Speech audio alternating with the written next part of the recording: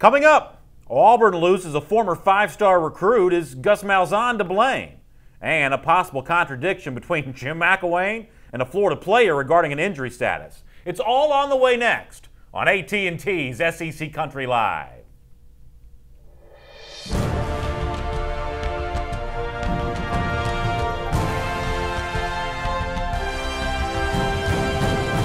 Hello, everyone, and welcome to AT&T's SEC Country Live. My name is Brandon Adams. This is Mike Johnson, former Alabama All-American, and we got a lot to talk about today. Some of it good, some of it bad, depending on the school that you cheer for, but all of it hopefully interesting. Yeah, and continue to build on what we talked about from the matchups from this past weekend, building towards a bunch of big matchups again this week. Let me start with this, item number one on our AT&T SEC Country Live First and 10, and I think your perspective on this is going to be really interesting. Byron Cowart, former #1 player in the country for a recruiting class really not all that long ago, former five-star Uber recruit for the class of 2014, but his career at Auburn, no more. Coming to an end today, Gus Malzahn, when he spoke to the media a little earlier on this Tuesday, shed some light about exactly, from his perspective, what has gone on here with Byron Cowart. Take a look. Byron Cowart has come to me numerous times over the last couple weeks. Disappointed in his playing time. Yesterday he came to me and said he wants to quit and pursue other opportunities. So we wish him nothing but the best moving forward. So I like how Malzahn uses the word quit to describe what Cowart's doing. I think Cowart might use a different word besides quit. He may say transferring. He may say looking for a chance to go play somewhere else. But pushing that aside for a moment, not getting to play as much as he wanted to when he was playing, not playing as well as Auburn fans would have liked for him to. Does Gus Malzahn take the blame here for not marshaling the talent that Cowart had and turning him into more of a football player while he was on the Auburn roster? Or is this just an example of what we see from time to time? Sometimes Uber recruits just don't really pan out. Yeah, I don't think this is on Gus Malzahn. And I think obviously I have a ton of question marks as him as a head coach from some of the things that's gone on this year, especially when you look at that Clemson game. But no one can deny that they're a top-tier defense right now. I think they're #2 in the country behind Vanderbilt as far as total defense goes. So you can't look at him and say, oh, why didn't they develop his talent a bit more? Why didn't they get him on the field? There's been plenty of players come out of this Auburn defensive line and out of this Auburn defense as a whole that have been great players. He just was not one of them. And this is a classic example to me of sometimes it just doesn't work out. Sometimes you don't get the right people in the right place. The scheme fit might be off, the coaching fit might be off, and he just never developed into the top-tier talent you thought. Well, you mentioned the coaching fit, and the truth is this was a Will Muschamp relationship that probably led him to Auburn. If Muschamp had not been the defensive coordinator going back in 2014, I'm not so sure that Cowart even ends up at Auburn anyway. So from that standpoint, you maybe do have a little bit of a misalignment in terms of the coaching staff, because Muschamp was gone shortly after that, and you know what Cowart's skill set is.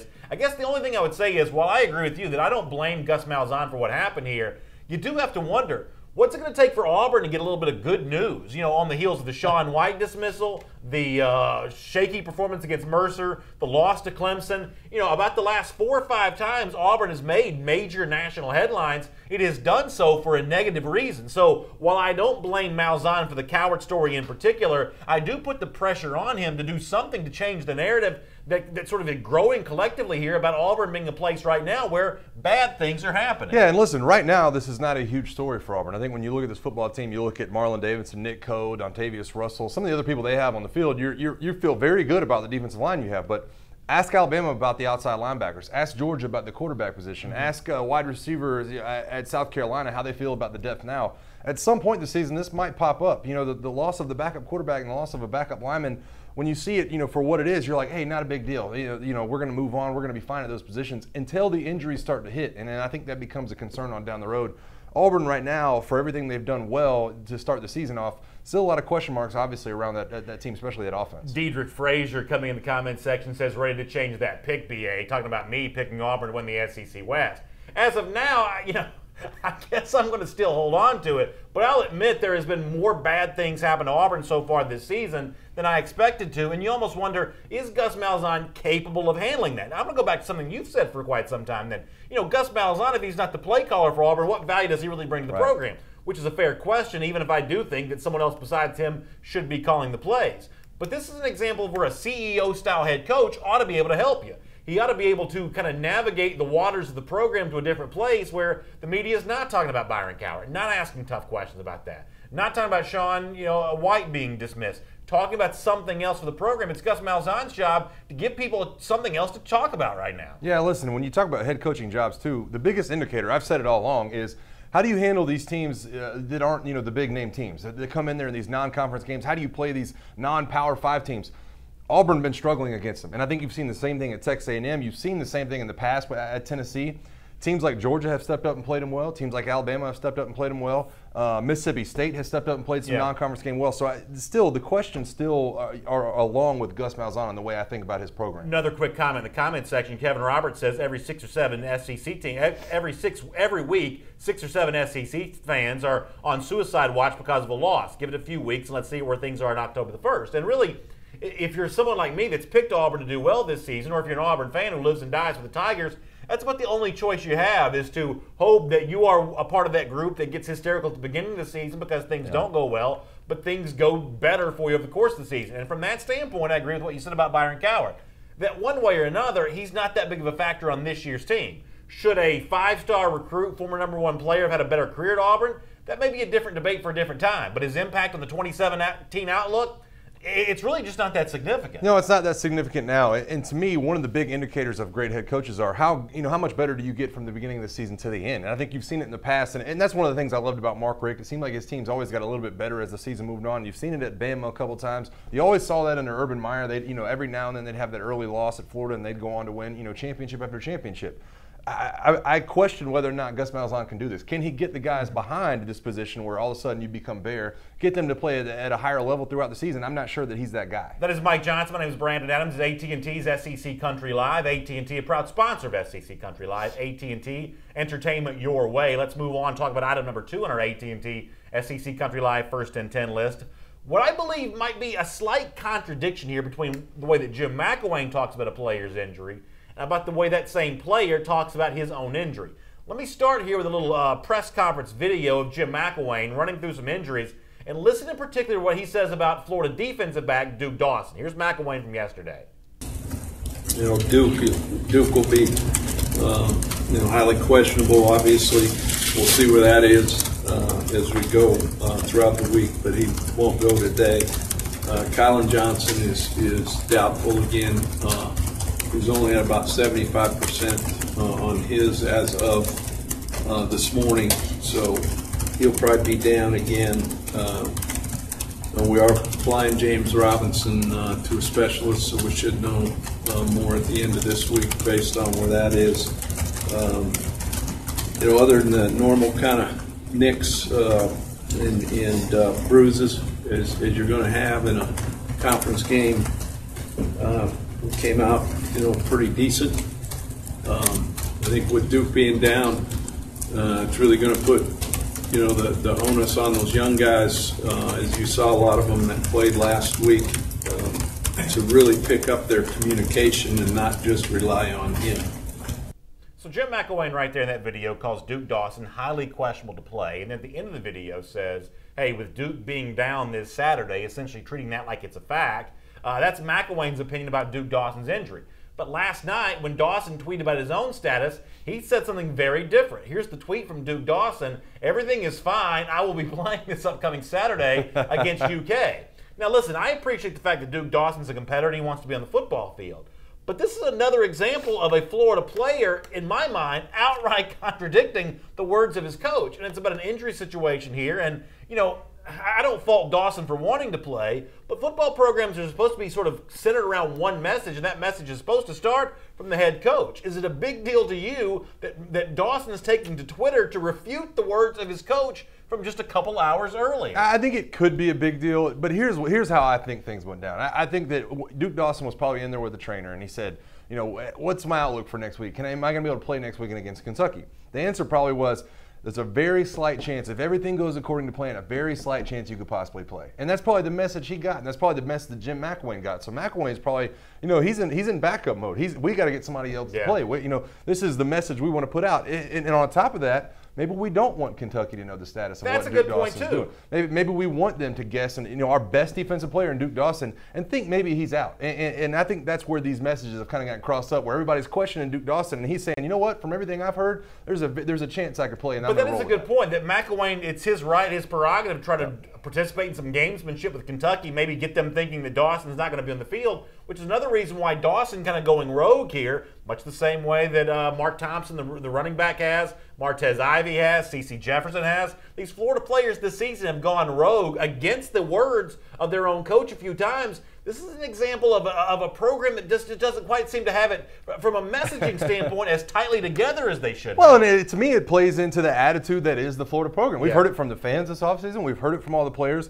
I'm not saying there's a lot of me players, but there is a lot of players on that team with big egos. And sometimes that's a great thing. Sometimes you can play like the U at Miami. Sometimes those guys come to play together, and they play at a level you're not sure they can get to alone. And they can feed into that. Sometimes it works against you, where they're saying, you know what, I'm hearing from back home that they're saying I'm not playing this weekend, that maybe I'm weak, that I'm a guy that that I was soft up front on the defensive and offensive line, and maybe that's where they get irritated. They do at some point need to get the message together. I'm just not sure that this is the one thing that sticks out to me that says, Jim McElwain's losing sight. Of course, Florida fans still thinking more about the victory against Tennessee than anything else, including Greg Steele, who says it's roll call time for the people who said Tennessee would handle Florida easily. He starts listing off a bunch of guys in the comment section, and then he mentions me too and says it wasn't pretty, but it was a W, which all of you said wouldn't happen. And I witnessed the play this year in person. Yahoo, say it, BA, go Gators. So that's Greg Steele calling me out. And he had like this whole, y'all should see his comment. He had this whole list of people in the comment section who apparently he thought were more on the Tennessee side of things than the Florida side of things for Saturday. So Gators fans still feeling pretty good about themselves. That's exactly what I'm talking about, though. I mean, we've heard the lack of respect that we've been told that we have for the Gator program, and everything that seems to be wrong for them. Hey, they're able to roll out a victory this last weekend, and congrats them. That's what the comment section is all about, though, B.A. We talked about yesterday. Totally agree with that. Doug Martin, on the other side of things, though, says Cats in their losing streak this weekend to Florida. Ooh. And, I don't remember being quite so bold with my Tennessee-Florida pick, but I am going to be pretty bold on this one.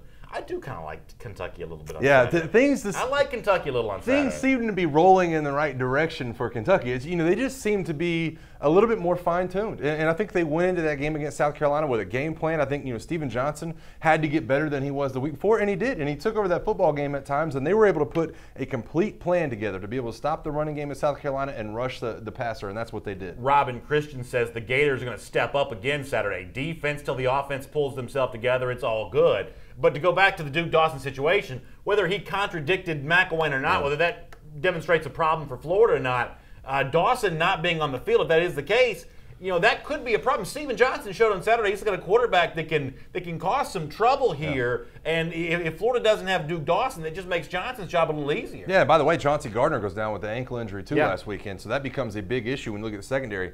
I'm not sure if you're a Florida fan or if you're on this Florida team that Kentucky's wide receiver core really scares you. I think you can plug in some of the younger guys and still be pretty effective against this wide receiver core that lacks Jeff Badette from last year, lacks some of the true playmakers that you see in and around the SEC.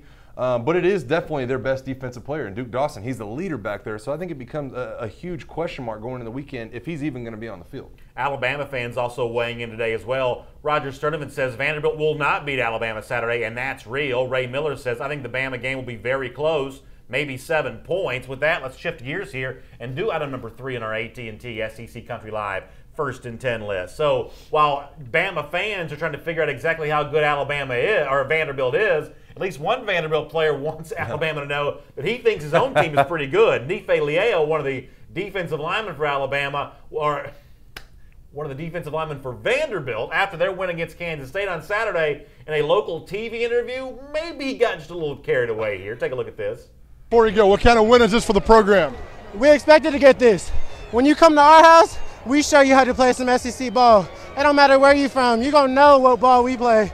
We're going to next week ranked. That's fine. Alabama, you're next.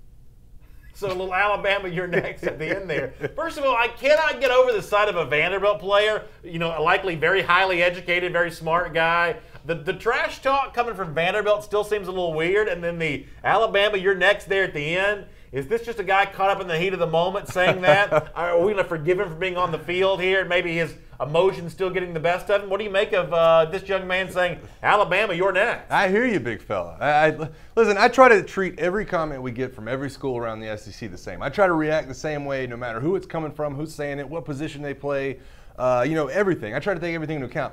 I got to be honest, though. I love this because it's from Vanderbilt. If this was any other school and they were saying stuff like this, I'd laugh it off and say, it is what it is. This guy saying this from Vanderbilt, I kind of love it. Vanderbilt has never had the ability to really point somebody out and say things like this. It's been a while since they've had a team that has been ranked #1 in total defense through 3 weeks of the season. And obviously, haven't played a huge slate, played Kansas State last weekend and got the huge victory, but they're feeling good about themselves. As well they should, and I think Alabama's question marks play into the way Vanderbilt's going to attack this game. Ray Miller says Bama's always had a hard time with Vandy. I didn't realize there was that negative history there, and not losing games, maybe just not playing an incredibly motivated brand of football. And I guess if I was a Vanderbilt fan, that's the one thing I'd be kind of worried about here. Yeah. Alabama right now seems to be sort of sleepwalking its way through the season. It got by its initial challenge of Florida State. It's been Fresno State, Colorado State the last couple of weeks. The real meat of the SEC schedule for Alabama doesn't heat up for a while, and some people say it may never heat up because of how weak some of the teams in the SEC West look. I mean, you could really sneak up on Alabama and play them a lot closer if you don't give them a whole lot of reason to pay attention to Vanderbilt.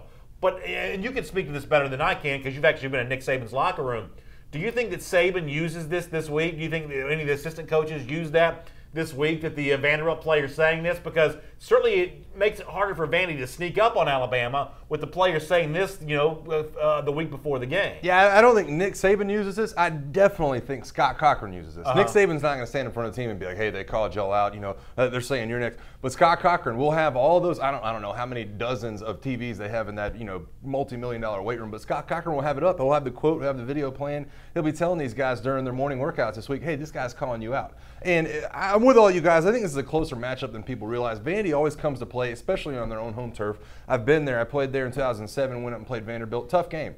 But Bama does get back Rashaan Evans this week. They do get back Anthony Jennings, and they do get back Dylan Moses to a depleted linebacking core. So I think they're going to have a lot better chance at rushing the passer than we've seen the last few weeks. Daniel Birchner says Vandy will do what they do and play up to their opponent. He's expecting a good game from Vanderbilt. I guess I have to wonder, though, how long can this magical ride for the Commodores go? Getting a lot of national love after 2 weeks, then they go out and as a point spread underdog beat Kansas State outright. People are feeling pretty good around the Vanderbilt program for right now. It sort of feels like this is a team due to come back to earth a little bit this Saturday, though. Yeah, well, it's an interesting matchup because Derek Mason has found a way to get Vanderbilt not to beat themselves. And that's what Alabama's trademark has been under Nick Saban. Don't beat yourself. They're one of 3 teams in the country that have not turned the ball over yet. And I think that's going to play a big factor this week because Alabama has not had the ability to rush the passer and create those turnovers in the passing game from these other teams. I think they've got to try to do that this weekend against Vanderbilt if they're going to come out with this lopsided victory that everybody seems to think. Jimmy Barnes says, I thought Vanderbilt kids were smart, apparently referencing the fact that he must not be too smart if he's calling out Alabama in this way. And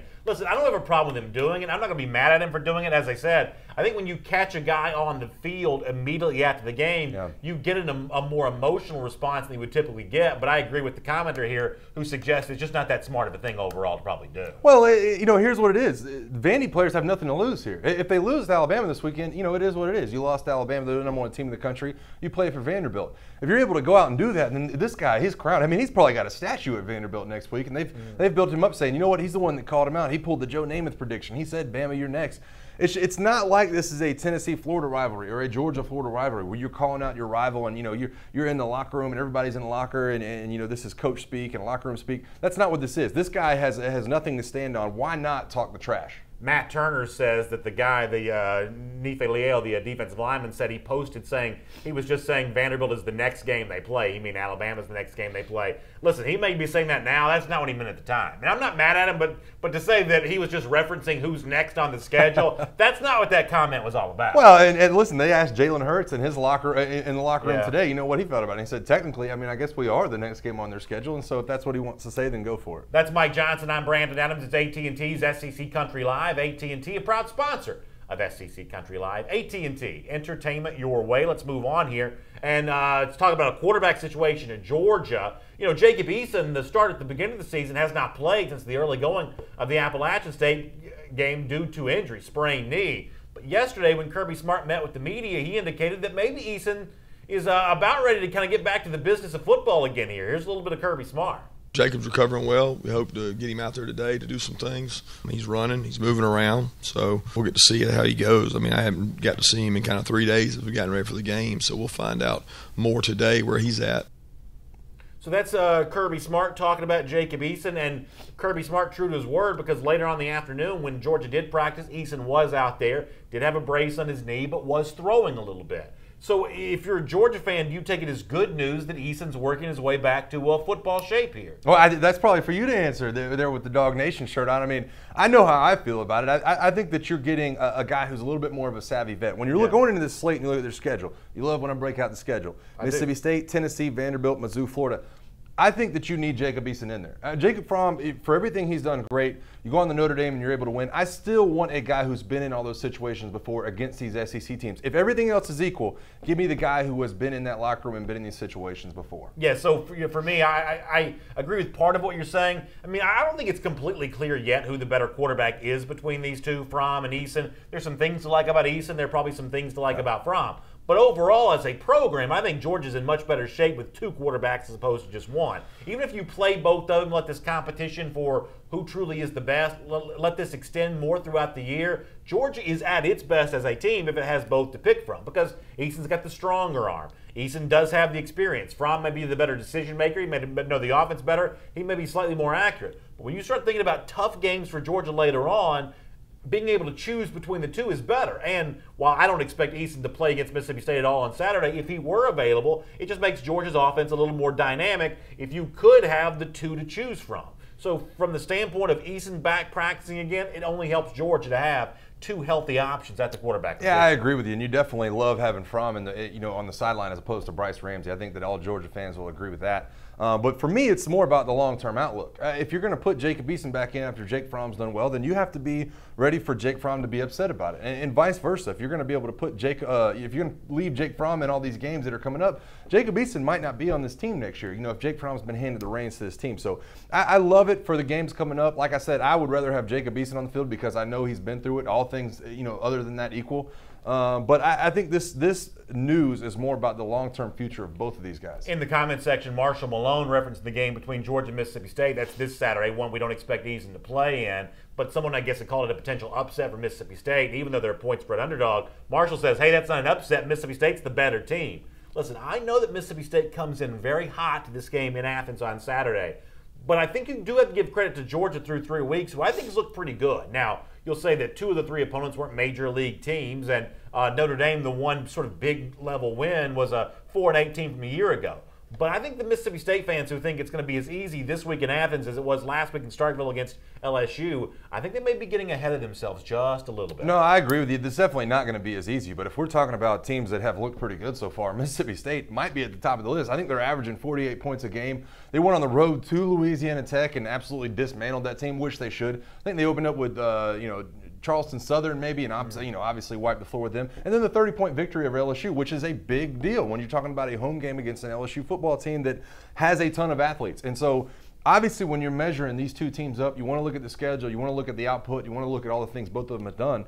I think it comes down to Georgia's defense against Mississippi State's offense and who can control that line of scrimmage. And Michael Collum in the comment section kind of agreeing with you and said, hey, look how good that Notre Dame offensive line was supposed to be. What Michael said in the comment section was, and think about that Notre Dame offensive line, the way the Georgia pass rush got around those guys and got after Wimbush that day.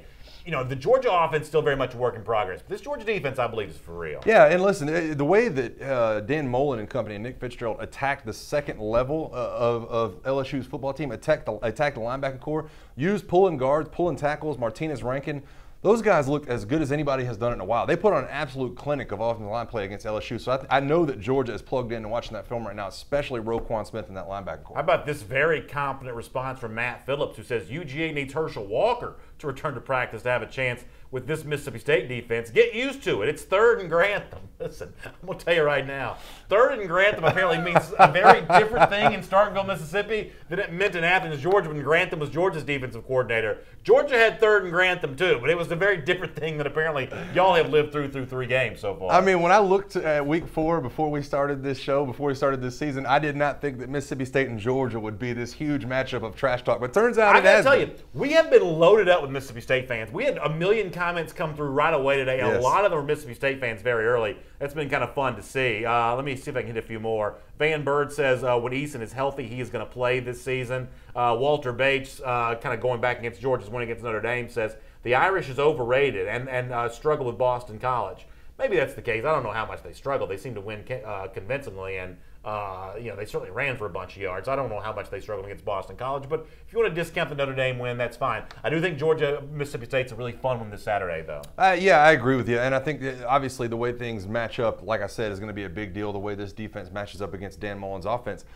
I don't even know that I'm ready just yet. I'll get to it Thursday. I don't know if I'm even ready to pick one just yet. I think that, like I said, Mississippi State's offensive line, the way they were able to pull and get up on that second level from LSU, they did LSU's linebacking core like I haven't seen anybody do in a long time. And so I know that Georgia has a talented defense. They better be up to the task of getting those legs cut out from under them and having big 330-pound guards pull up and hit you in the mouth. Cody Duncan says if Mississippi State can run the ball early, it's going to be a long day for UGA. That's true for any team, but running the ball against this Georgia defense may not be the easiest thing to do. We'll have more of your comments coming up on that here on AT&T's SEC Country Live. For now, though, let's move on to item number 5 on our AT&T SEC Country Live First and 10 list. And listen, maybe y'all won't think this is quite as awkward as I think it is. I'm actually going to play like a full minute of this because I think there's a lot to get to from this. So last night, or earlier this week, I'm not sure exactly what day this was, Kentucky coach Mark Stoops is doing his radio show at some local bar there in Lexington, Kentucky, and a celebrity shows up. The Toby Keith, the country music artist, Toby Keith shows up, apparently a good friend of Mark Stoops. When Keith sits down, though, and participates in this discussion, at least from my perspective, things start to get a little weird. You watch and you see if you agree. It's my boy right here. That's right. Toby and I, we've been through some situations before, haven't we, Toby? Yeah, we've sat on a lot of sidelines and watched a lot of big games when it mattered. Ups and downs. There's one of those here this week. It's important that Kentucky gave him enough time to get his own players here. He's a great football coach. He's been successful everywhere he's been, and I'm so proud of my brother Mike, Mark, Mike, Bob, Ronnie, all of them. Mark is everywhere he's been successful, and I knew when Kentucky hired him, they got the right guy for the job. You just hope that they don't go 3 and out like they usually do. Yeah. You know what I mean? Well, when I got here, when I took the job at Kentucky, Toby called me and he said, "Listen," he said, "there's a couple of my guys here in town you got to call and say hello to, and they're still great buddies of mine to this day." And Luther Deaton and Tommy Gandolfo, Tommy G, sitting back there right now. So Bill Wilcoxon. Yeah, Billy. I said, these guys are Kentucky. You're at a basketball school, and you got a tough road to hoe. But So, 3 things that stand out there, and you can see the play-by-play guy who's hosting the show, he's as awkward as he can be. Mark Stoops is trying to help things out. First of all, he sits down and talks about what a good friend that Mark Stoops is to him, but he calls him Mike. My brother Mike here, I mean Mark. So first things first, he calls him Mike instead of Mark. Then he says, "I'm just glad this guy's not like most Kentucky coaches who go 3 and out." That's essentially saying they get 3 years and they get fired. Yeah. So he says that. And then he says, "Listen, you got to know you're at a basketball school." And then they all kind of get nervous about that. So here we are, Kentucky riding high on the heels of the victory against South Carolina. And you got Toby Keith coming in and stealing the show in a way that was probably not supposed to during the coach's show. Is this one of those deals where, hey, at least it's a celebrity, we're getting some attention, or is this kind of a bad job by Kentucky? Well, I think the people that are advertising the Mark Stoops show probably love it. They're probably like, hey, get Toby Keith on there. This is going to be great. The more awkward it is, the more likes and retweets and everything else we'll probably get. And I'm with you, though. Extremely awkward. And it's not like Toby Keith is not plugged into college football. I'm pretty sure he played college football at Oklahoma. Somebody else can check that out. But he's a big dude. I'm pretty sure he played college football. And so it's not like this is one of those celebrities from Hollywood, like Tom Cruise getting plugged into a show and doesn't know anything. This guy knows a little bit about college football, and that makes it even more awkward. I think my point here is I don't doubt what Toby Keith knows about college football. I doubt whether or not he knows Mark Stoops. Did y'all watch the video? The people, I sort of get the impression they're like, hey, we can get Toby Keith on the show, and we'll sort of pretend that y'all are really good friends. I sort of got the impression in this video that maybe Toby Keith wasn't that close of a friend to Mark Stoops. Yeah, it was somebody they met like 30 years ago, and it was like probably Mark Stoops maybe a GA at Oklahoma when he's. I don't know what the deal is. I don't know. You know, maybe they've drank together before, because it definitely looked like Toby Keith had a couple of red Solo cups sitting in front of him. I'm not sure what the dynamic was between them, but you're right. He definitely called him Mike, and it was definitely awkward. So, and it takes away from what I think could be a real big weekend for Kentucky. And Matt said this before. I think there's a lot to like about Kentucky this weekend against Florida. You may not be ready to go on the record for that yet. I guess I'll reserve the right to change my mind a little bit here too. But long winning streak or losing streak, back at home, I kind of like Kentucky here on Saturday. They just seem to have things more in order than Florida does. In Florida, it's like, you know, you want them to get on track. Find an offensive identity. Find a defensive identity. Figure out what your team's going to be. Find something to hang your hat on. We didn't see it, and they're still missing their star players. A lot of those guys might be caught with felonies this weekend, might be getting charged. You're not going to get Jordan Scarlett back. You're not going to get Antonio Callaway back. Tyree Cleveland was excellent. Some of the running backs were excellent. Felipe Franks was hit and miss, and I just don't think you know what you have yet. The offensive line still seems to be a work in progress. Kentucky, to me, just seems like they have more of an ability right now to hit the ground running when that ball kicks off on Saturday. I think that's very dangerous if you're a Florida fan. All right, it has been a very bad 24 hours for Tennessee coach Butch Jones. I want to get to that in just a moment. Before we do that, though, let me hit a few comments from the comment section before we get to a lot of bad stuff going on for Butch Jones. Parker Price says the chance of Mississippi State beating Georgia is like the chance of Butch Jones winning a championship. Speaking of Butch Jones, that's a Georgia fan who's feeling pretty confident right now. Roger Sturdivant says, what do you think Hurts' quarterback performance going back to Saturday was? You were there at the Alabama game on Saturday. How did you feel about Jalen Hurts? I think he looked confident. I think he looked smooth. I don't think that the play calling really allowed him to show off what everybody else wanted to show off. He was throwing the ball in the flat. He was throwing some of these routes that were hitting guys in stride. I'm okay with that. I think it's changed my opinion of what I thought I would see Brian Daboll do this year. I thought I'd see a big screen game, big draw game, you know, get rid of the speed sweeps, have Jalen throw downfield a little bit more and try to get guys over the top. It's not what we've seen. But to this point, Alabama has had the athleticism at the wide receiver position, at the quarterback position, and at the running back position to really not make that matter. And I think he looked smooth. I think he looked confident. He goes down the field the first couple of drives, and before you know it, Bama's up 17-0. And to me, for all the problems that Alabama has, there's not a ton on offense. Most of them are on defense. Michael Morrow says, you want to talk about struggling. How about Auburn struggling with Auburn, only scoring 24 points? Yeah, Auburn fans still kind of taking it on the chin about that one here for quite some time.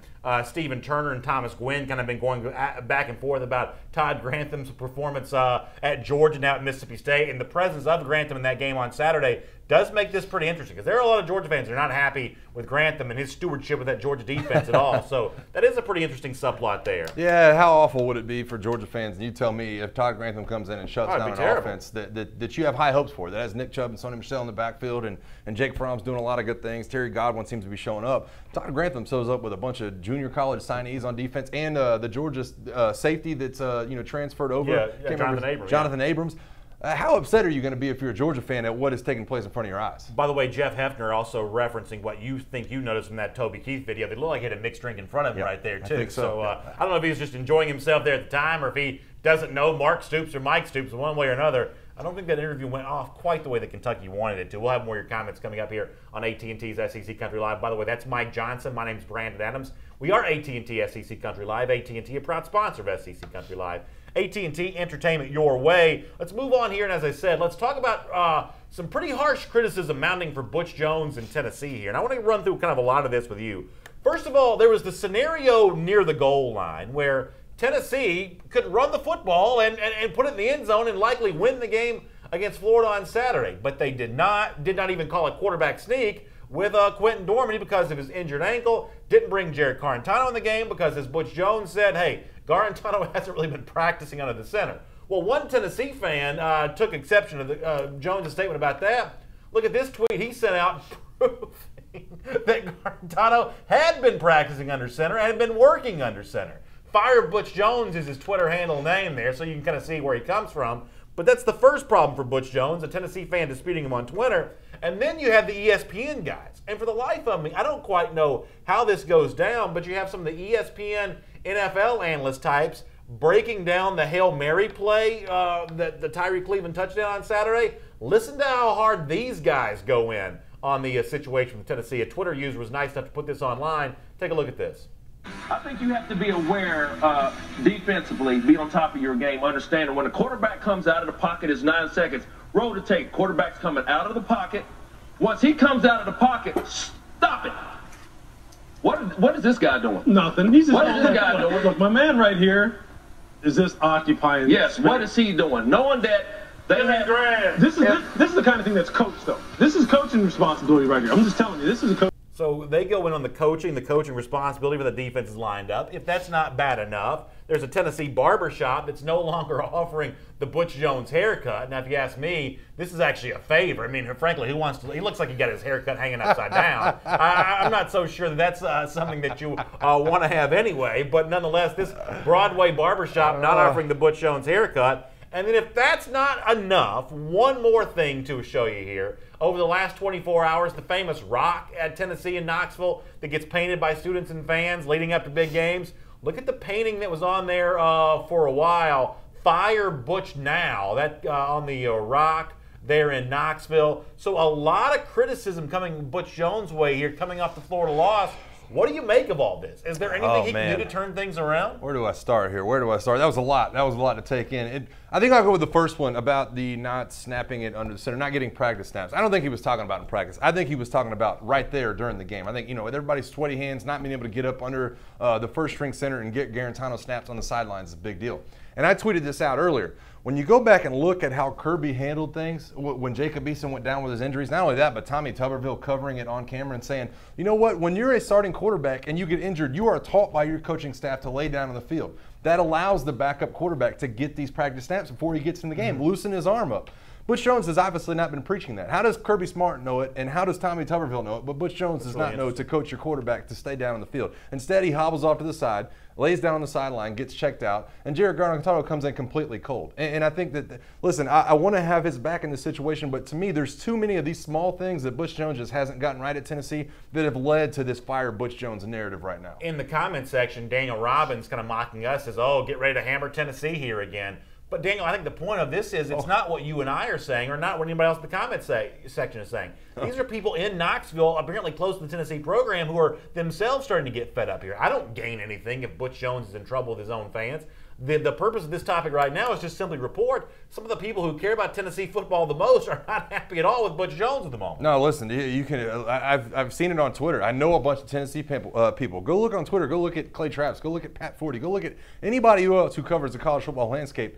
We're nice compared to some of the people I've seen go on TV and really call for Butch Jones' job. So that might be the narrative, and you look at the show and say, you fire this guy, and we're on him. We are nice. We are nice from what I've seen compared to what everybody else has said about Butch Jones. Sean Larry Townsend says, how about Butch Jones fighting for his job? How about the Arkansas, Texas A&M head coaches fighting for their jobs? We'll certainly talk about that game more throughout our show and later on the week, but there is a lot of on the line, a lot at stake when it comes to that game on Saturday. But the Butch Jones situation, what makes it slightly different here is I ask you, hey, can he do anything to save his job? There are wins out there for Tennessee that gets Jones back in the good graces of Tennessee fans.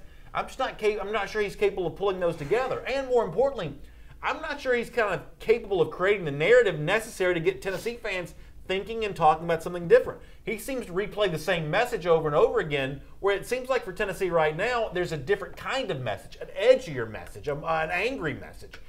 After the game on Saturday, how about Butch Jones show some anger, show some emotion, show some disappointment being let down as opposed to, taking it all in stride and keeping the same, hey, we got to believe we can win type mantra. That stuff from Butch Jones is just not working right now. He's capable of, there are wins out there that could save him. I'm just not sure that he's capable of doing what it takes to get those. Yeah, I don't know if he can get far enough down the schedule to get to those wins that could save him. And when you look at the way things match up for him, UMass this weekend, okay, let's get you a victory, get back on track. But then you got Georgia, South Carolina, Alabama, Kentucky on down that line. I'm not sure which one of those Vol fans feels like is a slam dunk right now, but I don't see any of them as a slam dunk, especially Alabama, especially Georgia, South Carolina. I think I would have all those teams favored over Tennessee right now, especially the way Dormady played on Saturday. And the narrative ongoing is going to be fire Butch Jones. That's just what he's going to have to deal with the rest of the year. He's going to have to pull some wins out of the back of his pocket, get those players to play together once again if he wants to save his job. Derek Stokes asked, does Florida, Georgia, Kentucky go to the SEC championship if you had to choose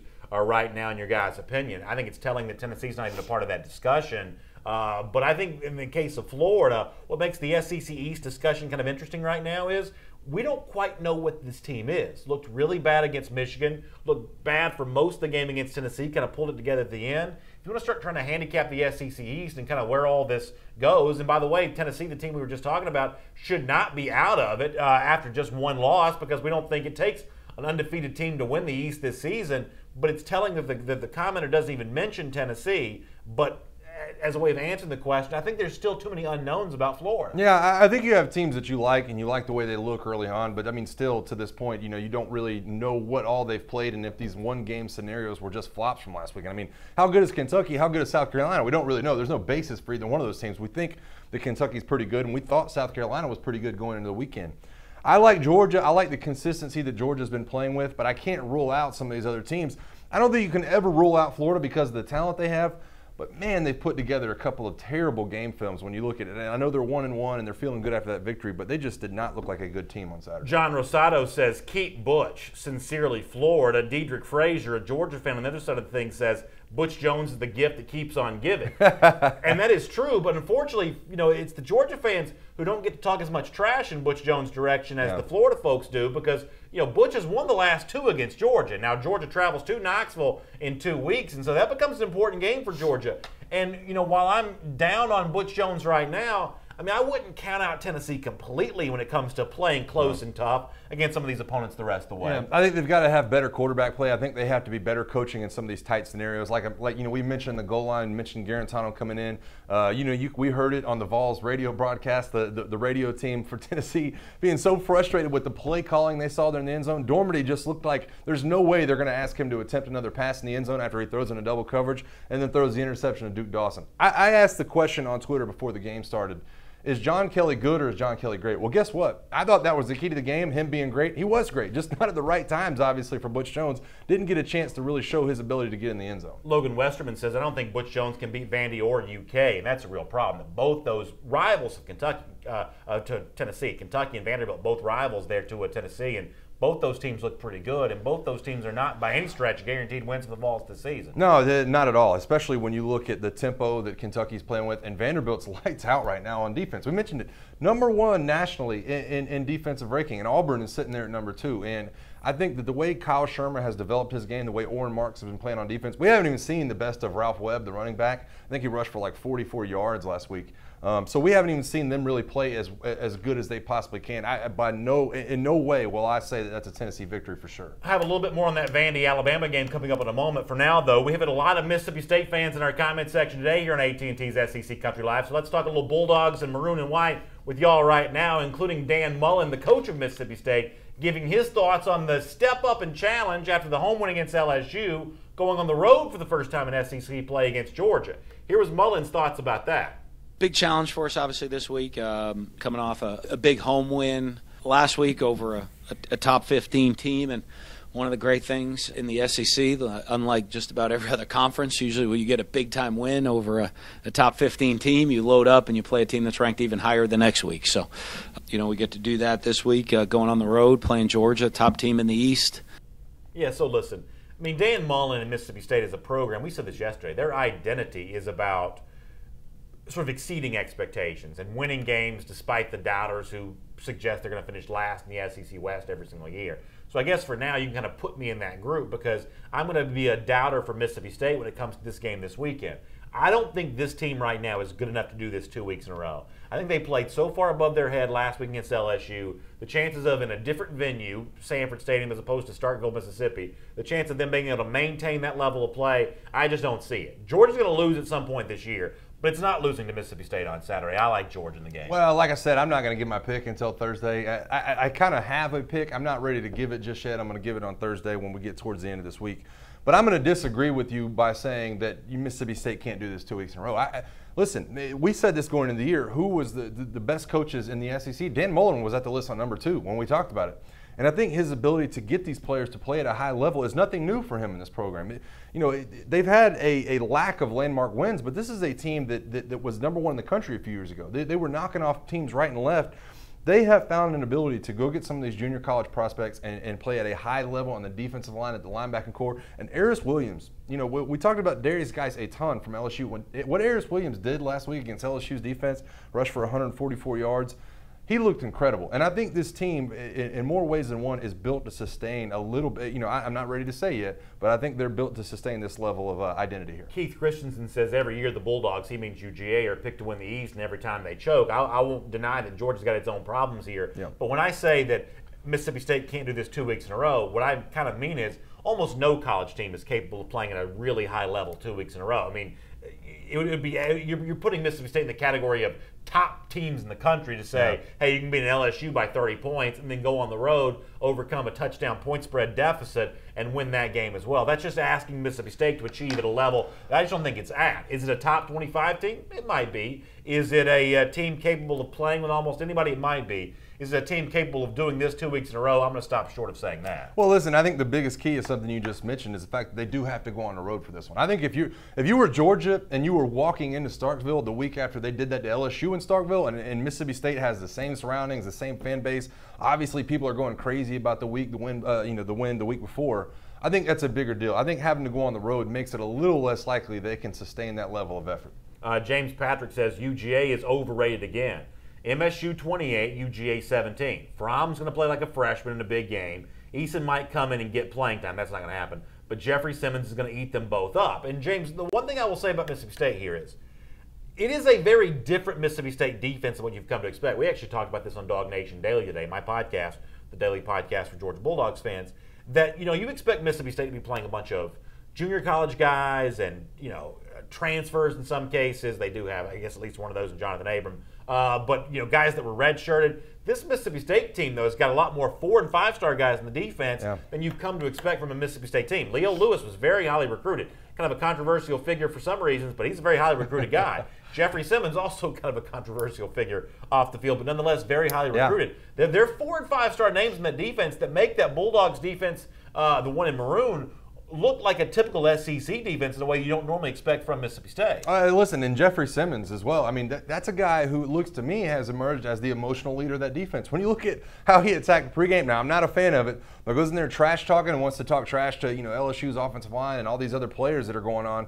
I think that says a lot about where they're at emotionally. They're playing at a high level because the guys leading the team are emotional about trying to get this thing back to the win category. And I'm just telling you, not to give my pick away, I just don't think this is going to be a cakewalk for Georgia. Oh, listen, this guy, I mean, you basically give it away. You're taking the maroon on Saturday. That's not true at all. I'm taking the Bulldogs. I'm gonna very nice. I'm gonna change his name to Klanga Johnson. I'm gonna start calling him Klanga. We'll see how it goes, and you can weigh in with your own prediction in the comments section there as well. Item number 8 for now, though. Before we get to that, let me actually remind you that's Mike Johnson. I'm Brandon Adams. It's AT&T SEC Country Live. AT&T, a proud sponsor of SEC Country Live. AT&T, entertainment your way. And item number 8, we've talked a little bit about the Alabama-Vanderbilt matchup. All of a sudden, this game in real life looks a lot more formidable in terms of a challenge for the Crimson Tide than would have appeared on paper before the season began. In fact, when Alabama coach Nick Saban met with the media this week, he suggested that he thinks that Vanderbilt's so good that it ought to potentially be ranked in the top 25. Here's what Saban had to say. Certainly look forward to the SEC. This is our opener on the road against a very good Vanderbilt team who, as you all know, just beat K-State, who was a ranked team, and they are 3-0. Their defense leads the nation in scoring defense, and Cal Shermer is the leading passing efficiency quarterback in our league. This is a very good overall team and probably a team that deserves to be in the top 25. So this is a spot on the calendar where Alabama's had some trouble before. I think about the 2 losses to Ole Miss. Those were late September games. I think about the close call against Arkansas in 2014. I believe that was also a late September game. We're in late September here where kind of Alabama does have a tendency, I don't want to say sleepwalk, but they're certainly not quite as energetic as they are at the season opener and then later on in the month of October, November when they're blowing through the rest of the SEC. This is a time when Alabama's had its trouble. Do you expect Vanderbilt to give Alabama a close game this weekend? Yeah, I think it's going to start off being close. I really do. And I think that Alabama has obviously had its struggles rushing the passer. They're on pace to get 20 sacks this season as opposed to the 56 they had last year. And it's been an issue. But they do, like I said earlier in the show, they get Rashaan Evans back, Anthony Jennings back, Dylan Moses back. I think that rounds out that linebacking core a little bit. And I think they have to try to get after Kyle Shermer early and often in this game. He's played with such poise. He's played with such efficiency here in the first 3 weeks of the season. You have to be able to get him off schedule and get him off his game and create some of these 3rd and longs and the opportunities to get in the backfield and create turnovers. Alabama has not been able to do that. And I think that if Vanderbilt is able to man up front and stay on schedule, that they do have a very good shot of keeping this game close. I have a hard time buying that just from the standpoint of, we've had a week now of, or we'll be having a full week of, what's wrong with the Alabama defense? What's wrong with Kyle Shermer, the Vanderbilt quarterback, who up to now has had a really good season. It feels like to me he's getting Alabama at the wrong time. You don't want to be the quarterback that plays Alabama after a week's worth of why is this Alabama defense not as good as the typical Alabama defense. It feels like a Crimson Tide unit here that's going to be sort of smelling blood in the water and kind of wanting to go out and prove itself a little bit, especially as you mentioned, Rashaan Evans more of a factor in this game, getting back to health.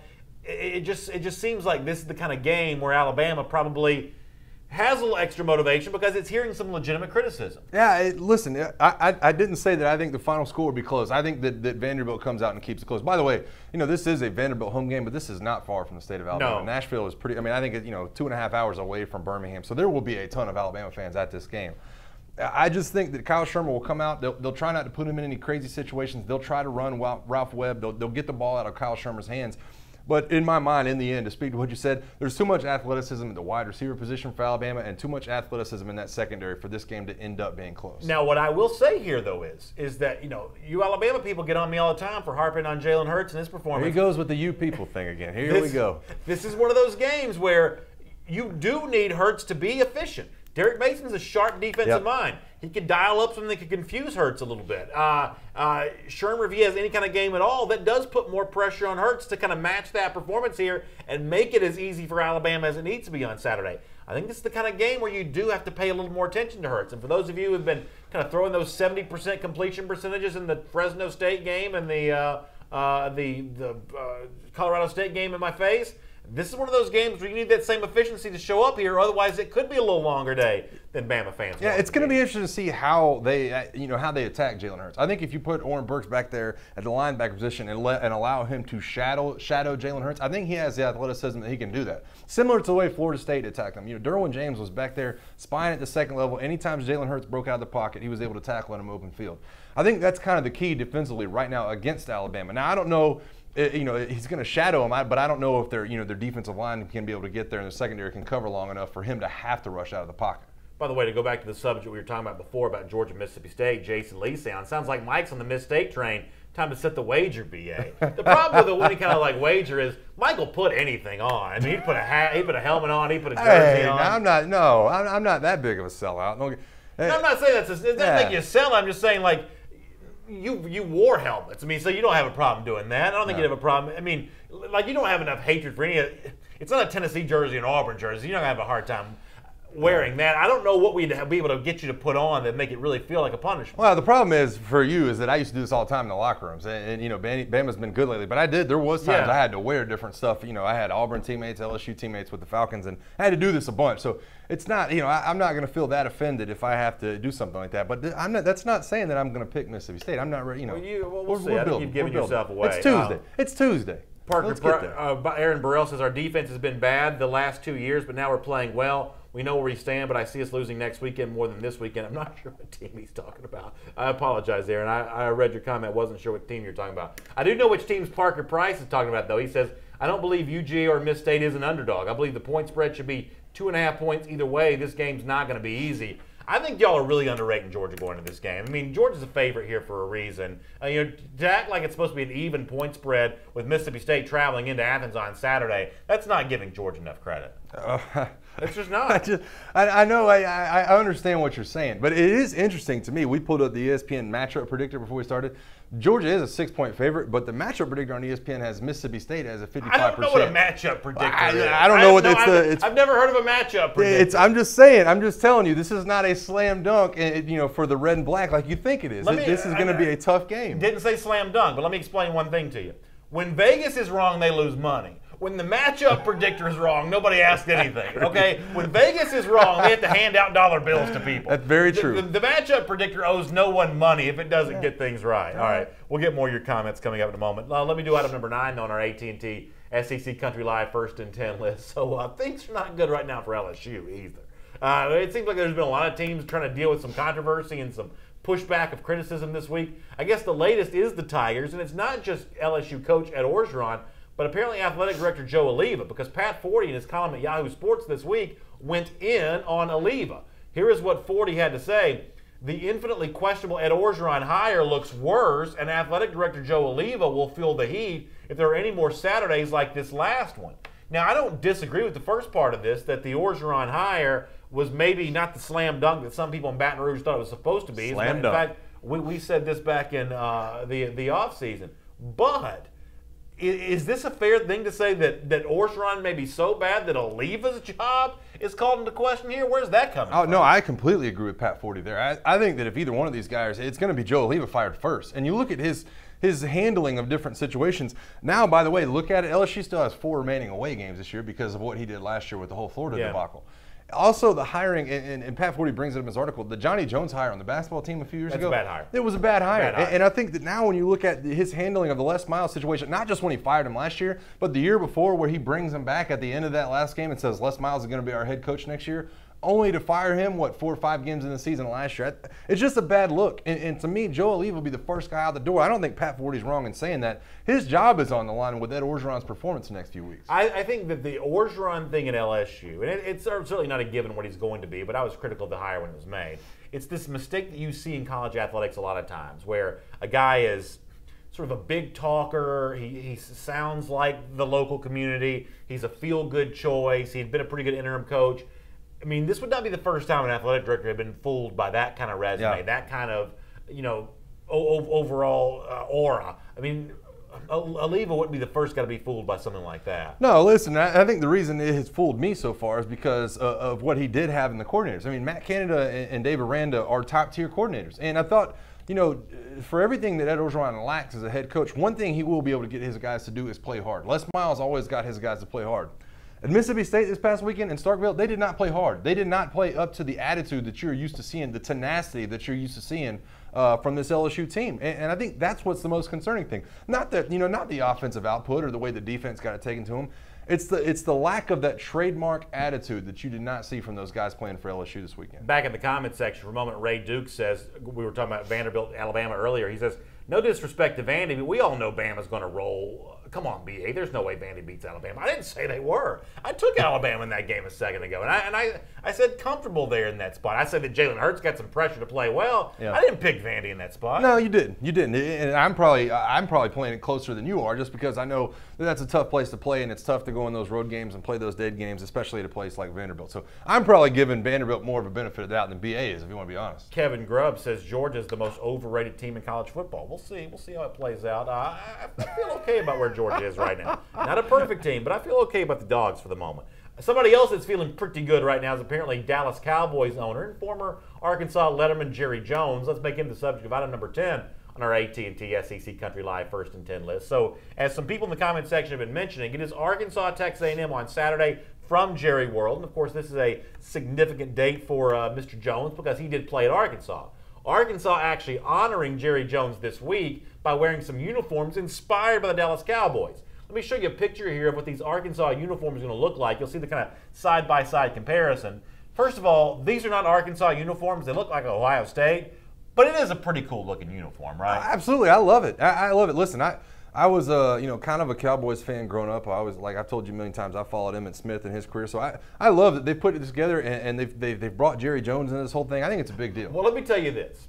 You don't love those uniforms nearly as much as Jerry Jones does, because take a look at this.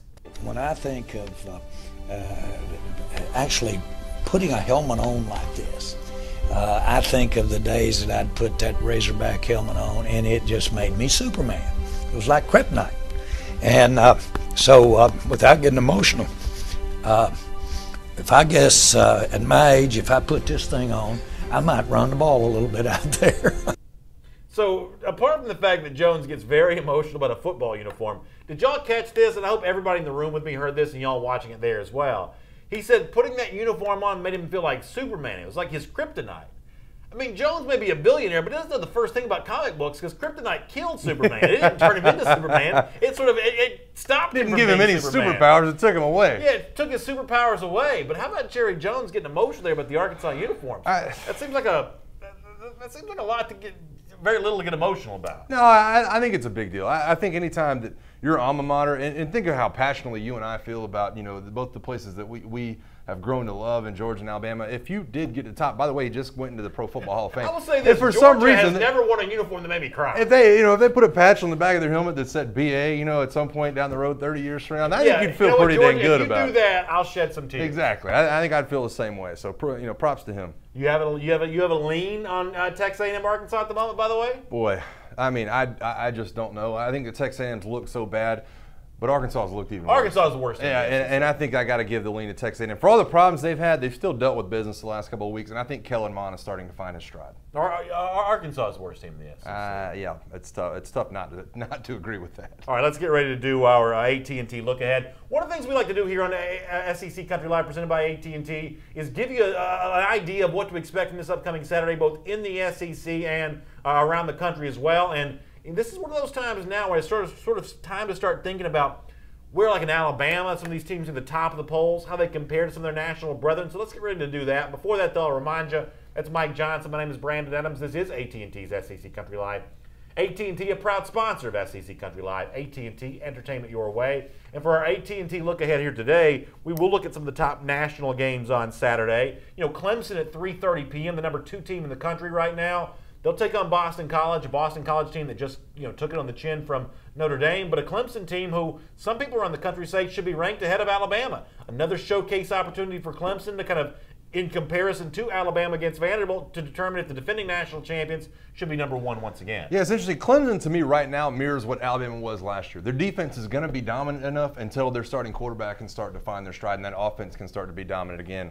Clemson, to me, I don't know who's going to stop them. Be it Florida State, be it somebody else on their schedule, they look dominant right now. USC will take on Cal. USC almost a surprise loser to Texas last weekend before pulling it out. Cal beats Ole Miss, so that's an interesting game coming out of the Pac-12. A matchup of ranked opponents in the Big 12 as TCU takes on Oklahoma at 3:30 p.m.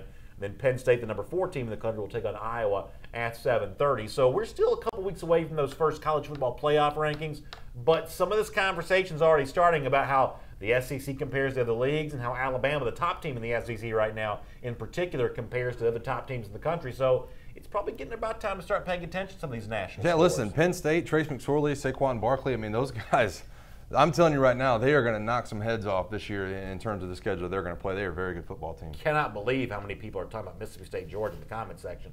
What a long list of comments we've had about that game here on today's show, and we'll look forward to talking to you about that a lot more on AT&T SEC Country Live throughout the week. For now, though, it's time to close the show the way we do each and every day at this time. Much like Tennessee coach Butch Jones on the lookout for his champions of life, we are on the search for ours as well. And today, it comes from a short-lived mascot, apparently, because since 2010, the Black Bear at Ole Miss has been the Ole Miss on-field mascot. But apparently, according to the Jackson Clarion Ledger, there's going to be a vote later on this month to replace the Black Bear. And apparently what's going to be replacing him, at least some people think it may be the land shark, which doesn't make a whole lot of sense for a essentially landlocked state like Mississippi. There is some coast down there near Biloxi, but the Black Bear, we hardly knew you. Yeah, I mean, you were in and you were out, and I would love to see, what is a land shark going to look like in a uniform? Is it going to be a shark head and a guy running around with legs? Ask Jim McElwain, he knows.